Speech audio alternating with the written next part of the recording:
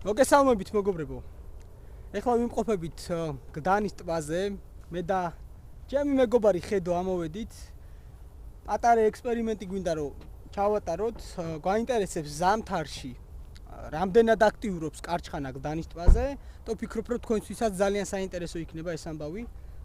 გავაწყეთ აქ ჭურვილობა, დავალაგეთ ყველაფერი. ეხლა უკვე გავშლით ანკესებს და რა თქმა უნდა დასაკვებს მოამზადებთ მცირეოდენს. ბევრი არ გვჭირდება ზამთარში. სატყუარებსაც შეეხება გვექნება გამოყენებული თეთრი, წითელი ჭია და ასევე პურის გული. შეიძლება მაინც გამოვიყენოთ, ნახოთ როგორი სიტუაცია იქნება, რამდენად დაგჭირდება. ისე რომ სატყუარების პრობლემა არ გაგვაჩნია ამ ეტაპზე. ესეთ ადგილას ვთევზაობთ. კუნძული არის აქ მოგეხსენებათ, ბევრი იქნება თქვენთანგანი ნამყოფი ამ ადგილას. და ესეთ გაშლილ ტერიტორიაზე ვფიქრობთ რომ უბრალოდ ვეცდებით რომ დავიჭიროთ კარჩხანა. მოკლედ ახლა დავიწყოთ და ნენელა მოგაწვდით ზოგად ინფორმაციას. მეგობრებო, ახლა მოვზილავ დასაკვებს, გავამზადეთ ყველაფერი აღჭურვილობა როგორც მოგახსენეთ.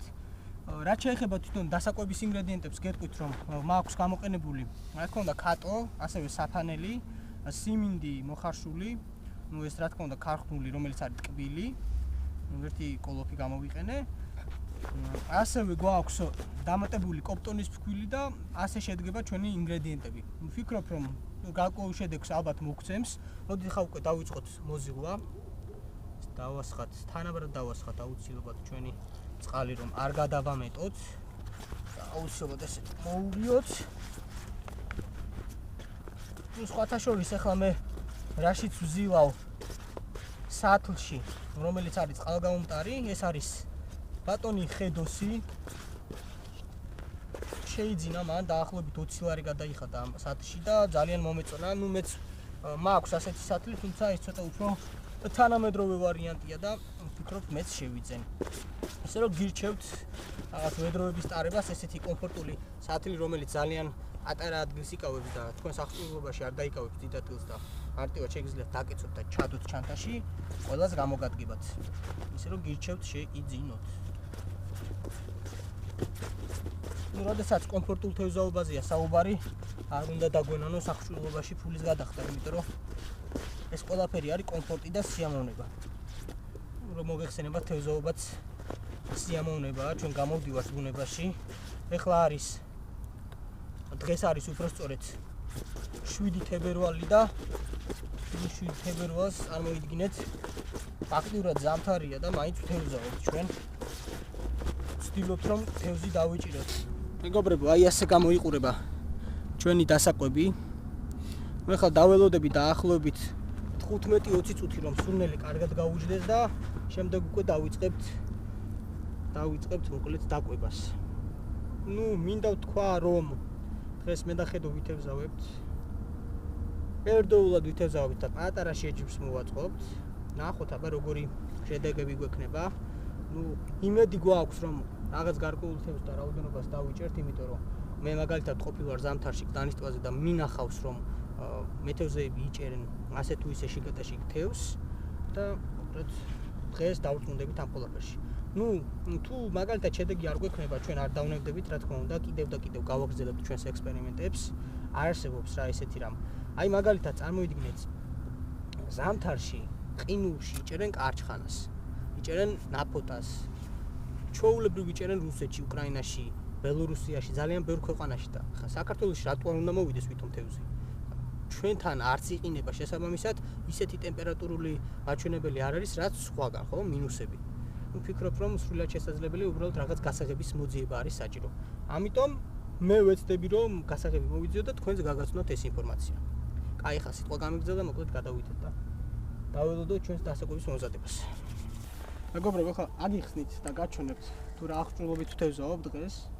როგორც ყოველთვის და სტანდარტულად მე ვიყენებ ვოლჟანკას ბრენდის ტივტივის ჯოხს, ფორტუნა ესეც სახელწოდებით, რომელიც გახლავთ 4 მეტრის სიგრძეში და ტესტი გვაქვს 30 გრამამდე.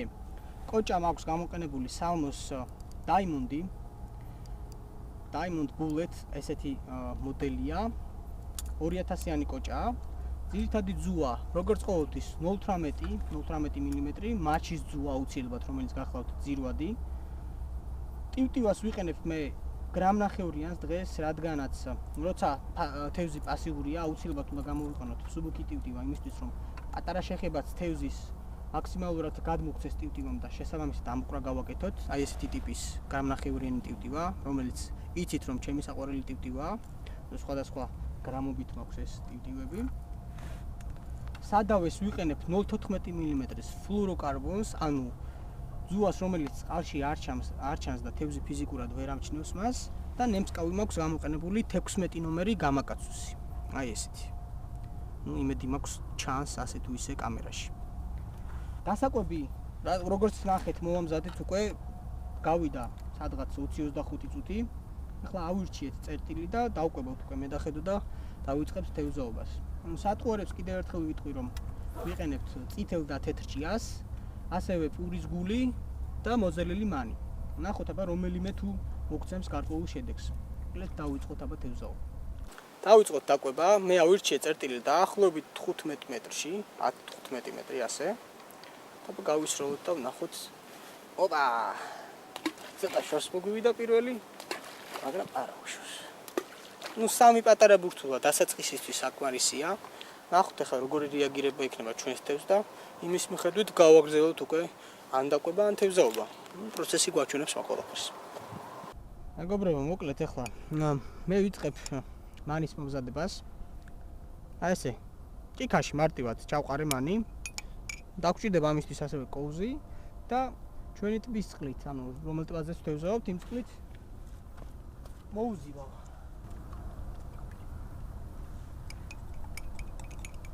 მოგეხსენებათ მანის მოზილვას დაახლოებით 15 წუთი მაინც სჭირდება, იმიტომ რომ რამდენჯერმე უნდა მოუვიოთ.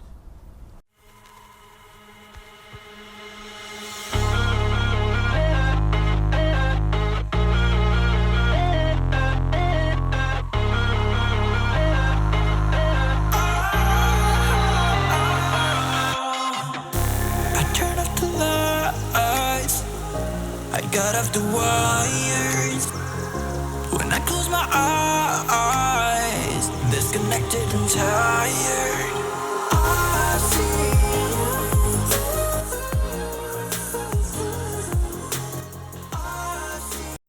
მეგობრებო, დაახლოებით 2 საათია რაც ვთევზაობ.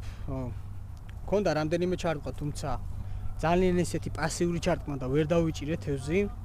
თუმცა ვფიქრობ, რომ თქვენთვის ეს ინფორმაცია სასარგებლო იქნება და მოგახსენებთ ზოგად სიტუაციას გდანის ტბაზე რა ხდება. წყალს რაც შეეხება, საკმაოდ დაწეულია წყალი, რა თქმა უნდა ზამთარში ყოველთვის ასია. გაჩვენებთ ახლა. დაახლოებით არა, პრინციპში აი ნახეთ, აი ამ ადგილას უკვე აი აქ წყალი არის ზამთარში, დაახლოებით 1 მეტრი ან შეიძლება მეტი არის დაწეული. თუმცა ზოგადად ზამთარში მაინც პასიურობს ხოლმე თევზი, მაინც და მაინც წყლის გამო არ იქნება ეს სიტუაცია. მე მინახავს გდანის ტბაზე, აი შარშან მაგალითად ვიყავი და შემიძლია ვისაც დაგაინტერესებთ ფოტოების გაჩვენოთ. ამოვედი პურის გულზე თევზაობდა 2 ადამიანი და საკმაოდ ნორმალურად ყავდათ დაჭერილი. რის ბრალია ის, რომ მე დღეს ვერ დავიჭირე თევზი, შეგიძლიათ კომენტარის სახით დაწეროთ, რა შეცდომა შეიძლება დაუშვით და რა ვერ გავთვალეთ სწორად. თქვენი აზრი მაინტერესებს ზოგადად და ძალიან გთხოვთ. ესე იგი, გცხვენიათ, ზოგს დარწმუნებული ვარ, გცხვენია, რომ კომენტარი დაწეროს რაღაც ისეთი, რომელიც შეიძლება არ იყოს მაინც და მაინც სწორი. პირიქით, მე ყველას აზრი მაინტერესებს და გთხოვთ და მოგიწოდებთ, რომ ყველანაირი კითხვა იქნება თუ თქვენი აზრი დაწეროთ კომენტარის სახით, იმიტომ რომ მე ამ ყველაფერს შემდეგ ვითვალისწინებ და იმის მიხედვით ვიღებ უკვე ვიდეოზე, იმის მიხედვით ვაკეთებ ინგრედიენტები იქნება თუ ზოგადად მონტაჟს. რაც შეეხება თვითონ ზოგად სიტუაციას, რაზე დააწყა თევზმა. მან იზე დაარტყა დღეს თევზმა რამდენჯერმე, თუმცა სამწუხაროდ ვერ დავსვით, კიდევ ერთხელ მინდა ვთქვა და ასეთი სიტუაცია გვაქვს გდანის ტბაზე. ამით რაც შეეხება, ამინდი საკმაოდ კარგია. ამ ეტაპზე თუმცა დილით რომ მოვედით, ღრუბლიანი იყო და მე გამოვიდა მზე, მე ისევ ღრუბლიანი, მე ისევ მზე და ეს ყველაფერი რა თქმა უნდა საერთო ჯამში მოქმედებს. თუმცა მე იმედი მაქვს, რომ შემდეგ გამოსვლებს რაღაც გარკვეული შედეგი გვექნება. მე ამით არ ვრჩები, აუცილებლად ვაგრძელებ ექსპერიმენტებს. ამ ეტაპზე ვნახეთ კუნძულზე ეს ტერიტორია, ეს ადგილი, შემდეგ გადავინაცვლებ სხვა ადგილებში და სხვა ადგილებშიც მოვსინჯავ იქნებ რაიმე შედეგი დავდოთ და ვნახოთ რომ ზამთარში შეიძლება გდანის ტბაზე გარკვეული თევზის დაჭერა. ეტაპობრივად ყველაფერს რა თქმა უნდა დავდებ ჩემს არხზე და ისე რომ არ დაგავიწყდეთ გამოწერა არხის და ზარის ღილაკის მნიშვნელობა რომ არ გამოგჩეთ არც ერთი ვიდეო. ნელა დაგემშვიდობებით. კიდევ ერთხელ მოგიწოდებთ რომ აუცილებლად დააკომენტარეთ და დაალაიქეთ ვიდეო. мотивაციას მაძლევს ეს ყველაფერი და ვიჯერებ რომ თქვენ გაინტერესებთ ზოგადი ინფორმაცია. გდანის ტბაზე ამოვედით, შემდეგ უკვე ხვალ საღამოს მივდივართ დასავლეთში, ჯენგოსთან მივდივართ სხვათა შორის, იცით რა თქმა უნდა ჯენგო იუთუბერია. მისი არხი შეგიძლიათ ვიდეოს ქვევით აღწერაში იხილოთ, ძალიან მაგარი კულინარია და მოკლედ მაგარი ვიდეოებს აკეთებს რა.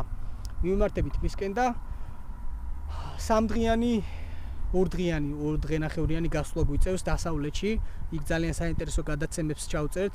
რა თქმა უნდა მეც გადავიღებ ვიდეოებს და შემოგთავაზებთ. ეხლა დაგემშვიდობებით და როგორც ყოველთვის წარმატებულ თევზაობას გისურვებთ. მომავალ შეხვედრამდე.